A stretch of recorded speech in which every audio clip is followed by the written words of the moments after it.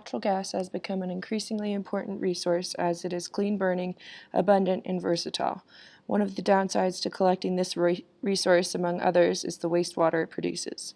This wastewater, or brine, is a result of oil drilling and hydraulic fracking. It commonly consists of injection water, some oil, and salt. The average well in North Dakota produces 18 barrels of brine per barrel of oil and 3 barrels of brine per barrel of gas. Brine spills happen for a variety of reasons and are prevalent and often unreported. In 2014, there were an average of 42 brine spills a week in North Dakota. Brine spills cause a loss of structure in soil, which in turn damages the water's ability to infiltrate the soil, and plants are less able to take up water in sodic soils and even lose water to the soil through osmosis. Now, normally when sodium is spilled onto the ground, it's very immobile because it's very water soluble. It can move a very long way in groundwater and in surface water.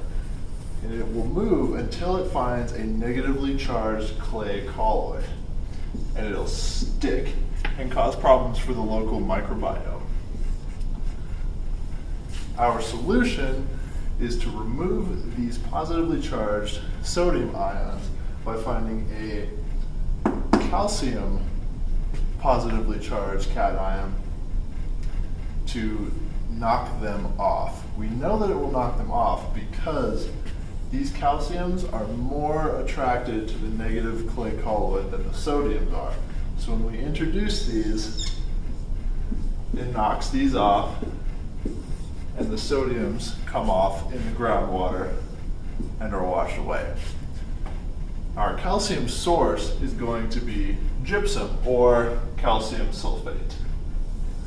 This is very cheap and it's fairly water soluble so that when it's laid on the top layer of the ground, it can soak in and work its magic.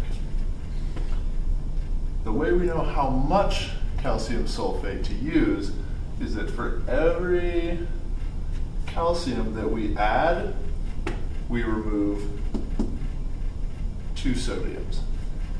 Now when this ends up in water, this is cleaved here, solubilizes. The aim of our project is simple. We know that gypsum is one tool used to remediate sodic soils. Within this, we'd like to explore how much of a difference it makes to remediate immediately after the insult becomes an issue, or if it's fine to wait before remediating at all. With this question in mind, we set up 6 samples for our experiment that we divided into 3 different columns with 2 in each column. In the first column, we had our 2 controls. The top received no remediation, but was insulted with the saline solution to simulate a sodic input from fracking. The bottom sample was neither remediated nor insulted. In the middle column, both samples were insulted with the same saline solution on March 8th and subsequently remediated the following Monday after the insult. The third column over on the right was insulted at the same time as all the others, but were not remediated until a week later on March 15th. To keep track of the experiment, we watered and measured the plant's pH, EC, and tray weight every Monday, Wednesday, and Friday starting on February 20th. These are expected results, with remediation having a cascading effect, whether you remediate immediately or after a while. These were our predictions for the change in electrical conductivity and pH. We have not collected the data yet, so we'll be into that next week.